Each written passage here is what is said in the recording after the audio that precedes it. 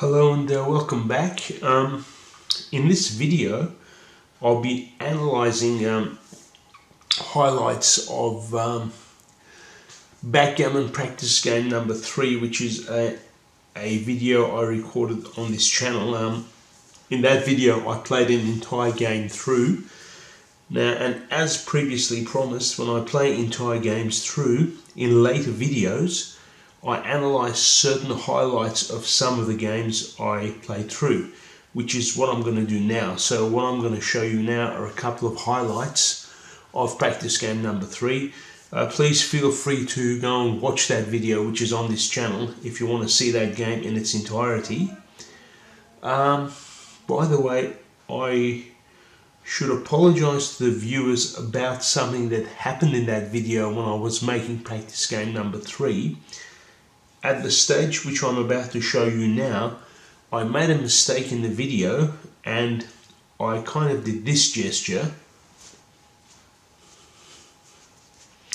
Now that's what I do when I make a mistake during a video and I want to edit something out, except when I was doing the editing of that particular video, I forgot to cut that bit out. I'm new at this kind of thing, you know, this is only a new channel and I don't have a lot of experience editing videos, so I do apologise for that and I will endeavour not to make that mistake again. So if any of you go and watch that game through, which I do recommend, it was a very good game, please forgive me for that, that particular error. Anyway, at this stage of the game, White rolled a 3 and a 1. Now, with a 3 and a 1, White could not anchor here by playing this checker 1, 2, 3 and anchoring here. He couldn't do that because he'd be leaving that checker on its own. With the previous roll, White had a 6 and a 1, so this point was already anchored here. So what I decided to do with that particular move, I decided to go 1, 2, 3 and then 1 and hit that checker there.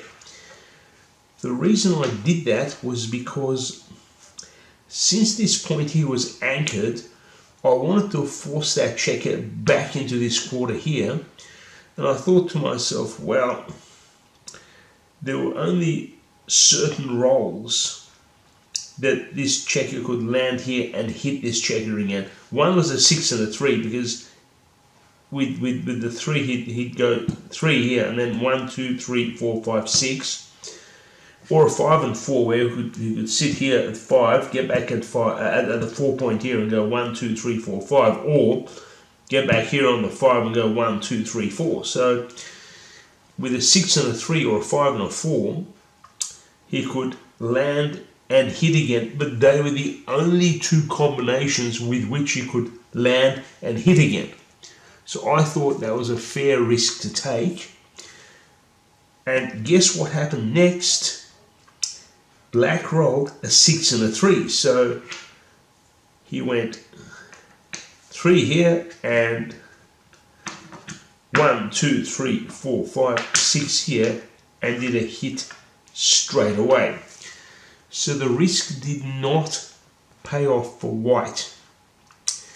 Interesting though, despite that, White still ended up in a commanding position later in the game.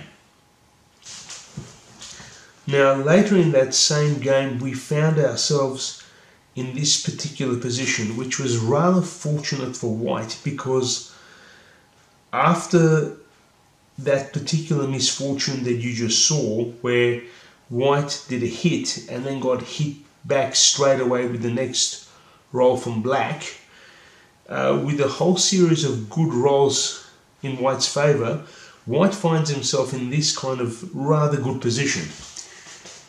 Then some couple of rather fortunate rolls happened for White.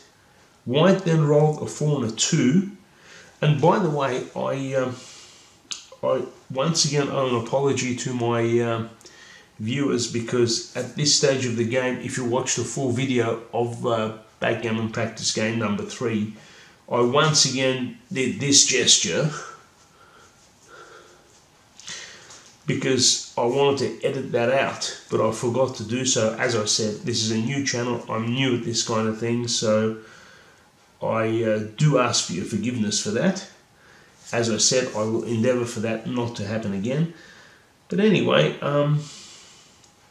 as I said, with a 4 and a, white rolls a 4 and a 2, and with a 4 and a 2, white simply went 1, 2, 3, 4, and then 1, 2, which is a standard move for a 4 and a 2 if you've got the checkers to do it with, because it anchors off a key position.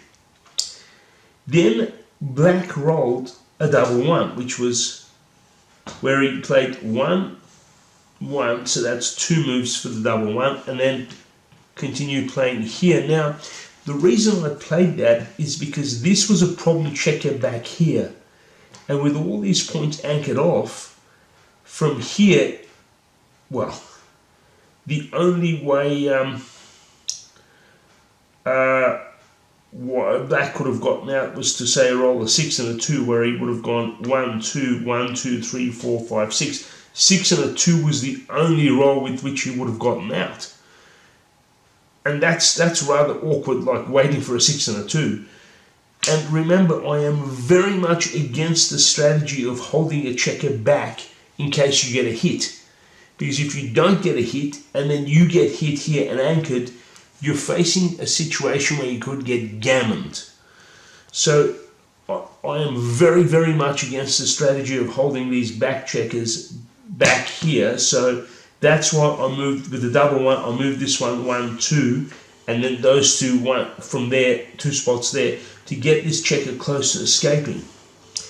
What happened next for white was a 2 and a 1, where, well, you could have played the 2 and a 1 like 1, 2, and then 1, which is a bad move, but because you're not leaving enough checkers for a possible hit and anchor. But the better move was 1, 2, and then a 1, which was an excellent position for white, because with the next roll there was an incredibly high chance of hitting and anchoring here.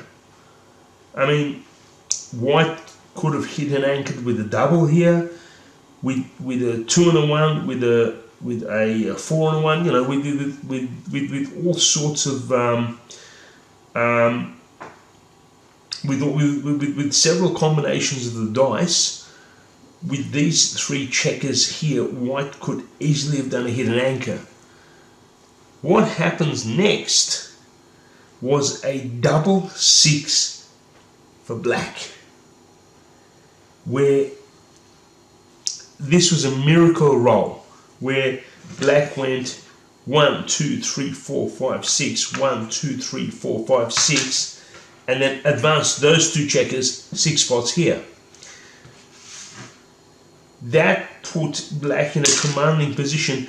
6 was the only roll.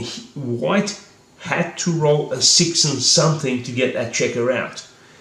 Now, without a double 6, excuse me, if black had rolled a 6 and something, again, white would have had a sporting chance of winning, because remember, when black gets this checker out, all of white's efforts in anchoring these points here and then creating a situation to hit and anchor, all of those efforts come to nothing, basically, when black gets this checker out, which is exactly why we advanced this checker with that previous double 1. So, and as I said, with a 6 and something, 6 and, like, for example, with a 6 and a 5, black would have gone 1, 2, 3, 4, 5, 6, 1, 2, 3, 4, 5, and if it was a 6 and a 5, which was still an excellent roll for black, yeah, black would have been at an advantage, but white would have had a sporting chance. But the fact that black rolled a miracle double 6, and as I said in that video, and I keep saying it all the time, it is very rare for a double 6 to be a bad roll. It is most of the time it is a dream roll.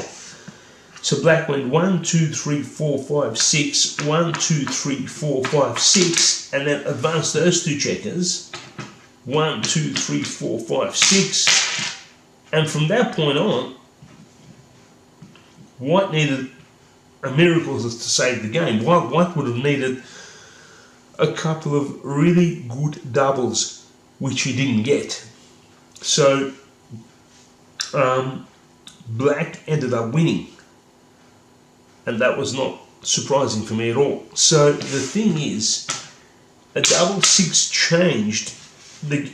I mean, if all that needed to have happened for Black for this point was not to roll a six, to roll any other combinations except a six, and with with many combinations, White could have done a hit and anchor, where Black would have been in such an awkward position, having to get back in and then get that checker out. And by the time Black would have gotten back in and got that checker out, White would have advanced. And really, before rolling that double six, I thought White was going to win the game, but the double six changed everything. So I think that was. This is why I thought these two particular highlights of the game, particularly this particular highlight, was so important to show you again, because it just goes to show that one lucky double six roll, what it can do and how it can totally turn the game around. But I do encourage you to go and watch that Backgammon practice game number 3 in its entirety. It's quite an interesting game. Please don't forget to give this give this video a thumbs up, and subscribe. I'm trying to make this channel grow, and all of that will help me. Thank you very much for watching. Thank you.